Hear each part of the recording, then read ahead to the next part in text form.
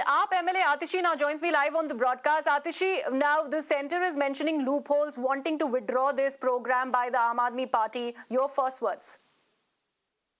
I think that the BJP-led central government, which has led India down the path of disaster as far as government school education is concerned, in state after state that is ruled by the BJP, be it Uttar Pradesh, be it Gujarat, be it Uttarakhand, you can see the dilapidated state of government schools. In Gujarat, more than 2,000 government schools have shut down. In UP, the enrollment in government schools is declining. In Uttarakhand, infrastructure is falling apart.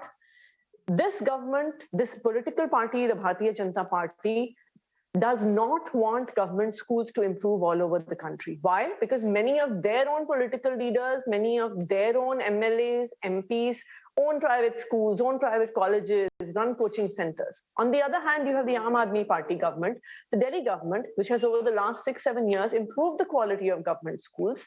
And so what does the BJP do? The BJP tries to create hindrances to prevent the improvement of quality. After all, what objection can they have to the fact that high quality young people who are well educated, entrepreneurs, professionals, will provide career counseling and guidance to some of the children who are coming from the poorest of poor backgrounds? But as always, BJP themselves is not interested in improving the quality of education and focused on hindering the work of the Aam Aadmi Party Delhi government.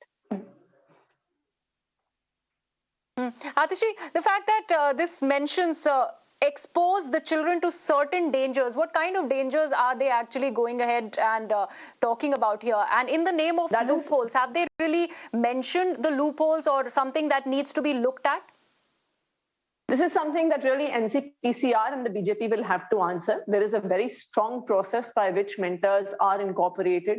There is a process by which we have a proper escalation mechanism if there are any concerns in which the Delhi Commission for Protection of Child Rights is involved. You have the schools involved, the teachers involved, the parents involved. And number two, and most importantly, all of this mentoring is not happening in person. It is happening over phone calls, which also definitely reduces any kind of risk that NCPCR may be talking about.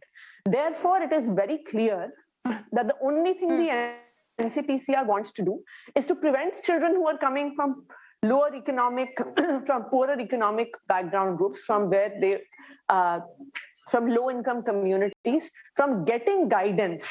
Why? Why is it? I think that BJP needs to answer this question. Why is it that they don't want children from lower economic groups to succeed? Do they really want?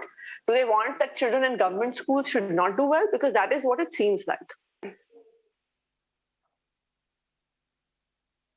Also, Atishi, the fact that they have mentioned blanket loopholes, have they given you any guidelines? Has the NCPCR mentioned any guidelines that these are the changes that it's looking to actually for the Aam Aadmi Party to make in this particular program so that it can be continued? What the NCPCR has suggested that every mentor, and we have more than 40,000-50,000 mentors from across the country who are participating in this program, including a lot of well-known celebrities who are participating in this program. They said that every mentor, before getting on a phone call for guiding students about their career, needs to undergo a police verification.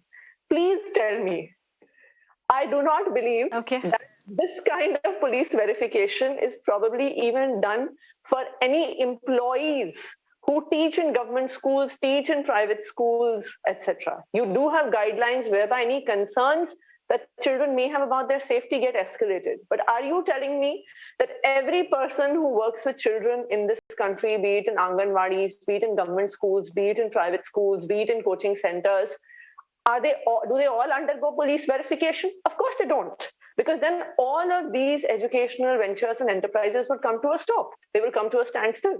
But it is very clear that that is exactly what NCPCR on behalf of the BJP really wants. They do not want children from poor backgrounds who are studying in government schools in Delhi to get mentorship, to get guidance, to be successful in their careers. Because if they did want it, why would they not do it in their own states? Also, Atishi, do you also feel that this is also to do with a lot of political backlash and the fact that Sonu Sood is the face of your program? Do you think that also is coming in the picture here with this decision by the NCPCR? It definitely has to do with the fact that this is an extremely successful program. You have 50,000 young people from across the country who are professionals, who are students in universities, who are entrepreneurs, who are working in the corporate sector. They have come together to guide students from government schools. This, I think, this is almost making education into a social movement. And I think that this is something that definitely threatens the BJP and threatens the kind of politics that they do. They don't want politics to be around real issues around education, around healthcare. And that is the reason why they are all out to stop this program, because if 50,000 young people from across the country get involved in the social movement of education, then that also obviously changes their political preferences. That also changes the way they vote in elections. That also changes public discourse.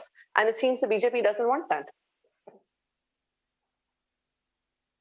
All right, Atishi, thank you so much for joining me on Mirror Now and discussing about Desh Ka Mentor that the NCPCR right now is wanting to be actually suspended till the provisions and other things as far as this app is concerned is overhauled.